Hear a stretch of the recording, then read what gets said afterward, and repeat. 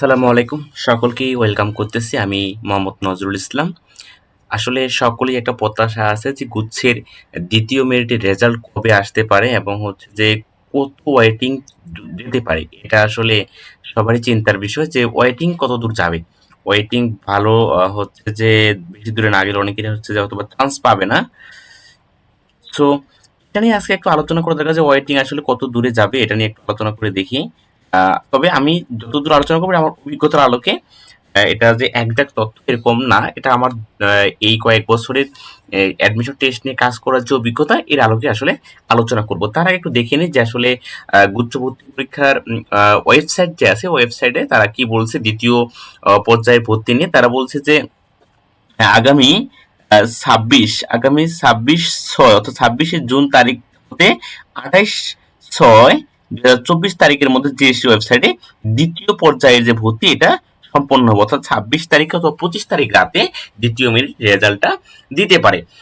এরপর হচ্ছে যে প্রাথমিক আবেদন, প্রাথমিক ভর্তি ও ফি প্রদান করতে হবে আপনাকে 26 থেকে, অর্থাৎ 26 থেকে আপনার 28 তারিখ, 26 থেকে 28 তারিখের মধ্যে আপনাকে প্রাথমিক ভর্তি এবং ফি প্রদান করতে হবে। মূল কাগজপত্র জমা দিতে হবে 27 তারিখ থেকে, 27 তারিখ থেকে আপনার 28 তারিখ পর্যন্ত, অর্থাৎ 2 দিন মাত্র সময় পাচ্ছেন আপনি এই মূল কাগজপত্র জমা দেওয়ার ক্ষেত্রে। অর্থাৎ প্রথম মেরিটে যে যে কাগজপত্র রাখতো, যে সিস্টেমে ভর্তি প্রক্রিয়াটা ছিল, ঠিক একইভাবে এই প্রক্রিয়ার মাধ্যমে আপনার ভর্তি প্রক্রিয়াটা সম্পন্ন হবে দ্বিতীয় পর্যায়ে। এরপরে বিকেল 3টার মধ্যে এসএসসি এবং এসএসসির সমমানের পরীক্ষার মূল নম্বরপত্র আবেদনকারী প্রাথমিক ভর্তিকৃত বিশ্ববিদ্যালয়ে জমা দিতে হবে। ইতিপূর্বে প্রাথমিক ভর্তি প্রক্রিয়া সম্পন্ন করে থাকলে জিএসটি এর অন্য কোনো বিশ্ববিদ্যালয়ে মাইগ্রেশন হলেও শিক্ষার্থীদের করণীয় কিছু নাই, মূল কাগজপত্র প্রাথমিক ভর্তিকৃত বিশ্ববিদ্যালয়ে জমা থাকবে।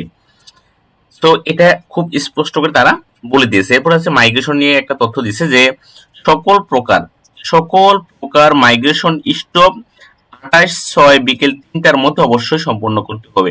আপনি বিশ্ববিদ্যালয় ভিত্তিক মাইগ্রেশন করতে চান নাকি হচ্ছে যে অল মাইগ্রেশন করতে চান, সবকিছু এই 28 তারিখের মধ্যে, 28 তারিখ 3টার মধ্যেই করতে হবে। এখন একটু আলোচনা করি যে আসলে আপনার দ্বিতীয় যেই মেরিটটা আসতেছে, এই মেরিটে কতদূর ওয়েটিং যাবে বা হচ্ছে তৃতীয় মেরিট আদৌ আসবে কিনা, এইগুলো বিষয়ে আলোচনা করতে গেলে আমি গুচ্ছ ভর্তি পরীক্ষার আগে 2টা ভিডিও দিছিলাম, যে জায়গায় আমি আলোচনা করছিলাম যে গুচ্ছ ভর্তি প্রক্রিয়াটা এবার কেন একটু আলাদা হতে যাচ্ছে। এটা সুস্পষ্টভাবে আমি ফেসবুক গ্রুপে এবং হচ্ছে আমার ইউটিউব চ্যানেলে বলছিলাম। এরপর একটু রিমাইন্ড করে দিই আপনাদেরকে যে আসলে কেন ওয়েটিং কম যাচ্ছে।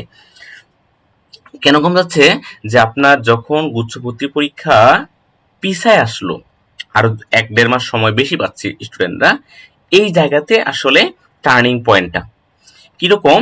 যারা আপনার ঢাকা, রাজশাহী, চট্টগ্রাম এবং হচ্ছে জাহাঙ্গীরনগরে চান্স পাইলো, এই চান্স পাওয়া স্টুডেন্টরা তো আর নতুন করে পড়াশোনা করলো না, এবং ওই জায়গাতে যারা পজিশন একটু দূরে, এরা মোটামুটি লেভেলের স্টুডেন্ট, অর্থাৎ একটা ফাইট দিবে, কম্পিটিটিভ এক্সাম ফেস করার মতো ভালো স্টুডেন্ট, এরা ওয়েটিং এ ছিল, প্রিপারেশনটা মোটামুটি ছিল, অর্থাৎ 60% প্রিপারেশন ছিল।